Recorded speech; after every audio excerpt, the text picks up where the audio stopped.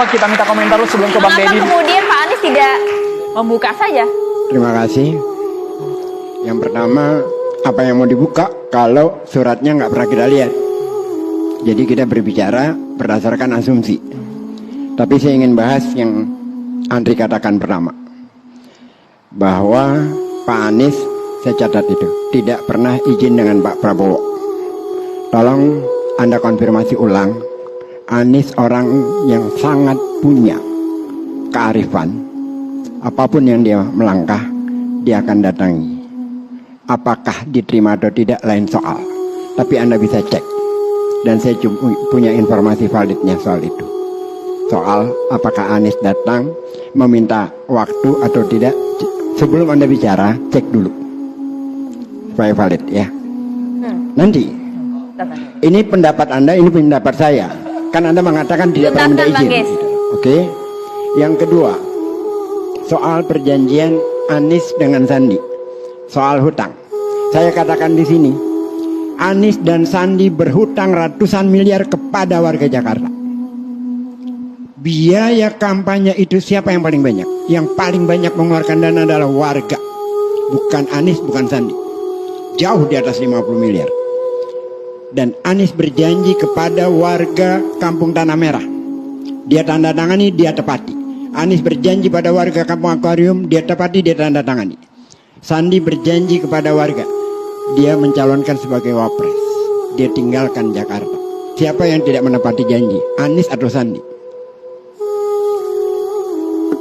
Yang ketiga, pada saat Anies menjabat sebagai gubernur, siapa yang mengajak Anies untuk menjadi wapresnya Pak Prabowo? Dan siapa yang tidak mau?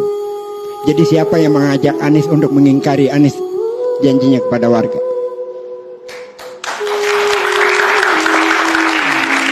Dia adalah figur seorang pemimpin yang menepati janjinya. Itu adalah fakta. Yang dia tidak mau mengkhianati warga Jakarta. Yang terakhir, soal hutang piutang 50 miliar. Saya katakan di sini Gais Khalifah yang menyatakan, buka. Kalau ada terbuka benar masih ada hutangnya, per hari ini juga akan saya carikan dana 50 miliar untuk dibayar. Karena seluruh rakyat Indonesia akan membayarnya. Tapi buka. Jangan seperti ini. Kalau seperti ini terus kita mau bayar kemana? Hutangnya seperti apa? Buka aja suratnya. Dan saya janjikan, saya yang bicara Gais Khalifah, akan kita sama-sama lunasi. Tapi ada data validnya, bukan berdasarkan asumsi. Terakhir, soal-soal kayak gini nggak enak dibicarakan karena kita ini berteman.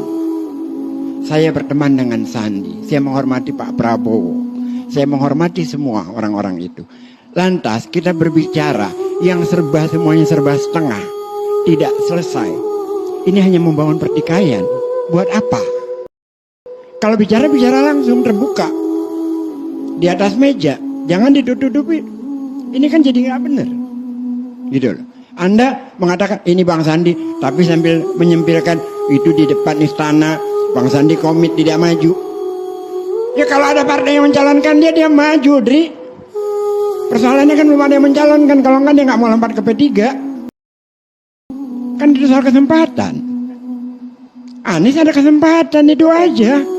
Kalau enggak diributkan sama Gerindra kemarin soal bagaimana dia mau pindah ke